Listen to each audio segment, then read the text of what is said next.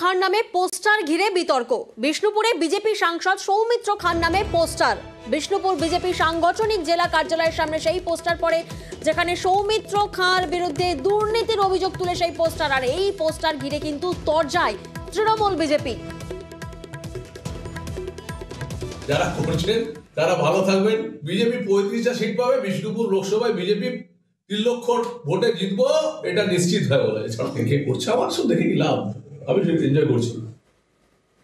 BJP দাবি করছে নির্বাচনে হারার ভয়ে তৃণমূলের এই কাজ, আর বিজেপির গোষ্ঠীদ্বন্দ্বের ফলেই এই পোস্টার। পাল্টা তৃণমূল।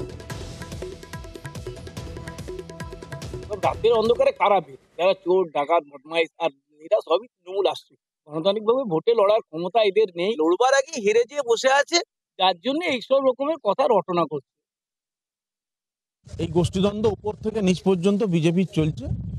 তারা নিজেদের ঘর বাগাতে পারছেন না, তাই আজ জন্য নিজেদের দোষ ঢাকতে অপরের ঘাড়ে দোষ চাপানোর চেষ্টা চলছে। সে এতদিন এমপি ছিল, সে এমপি থাকাকালীন কি কাজ করেছে, আজকে বিজেপির লোকরাই হয়তো তার কাছে জবাব চাইছে।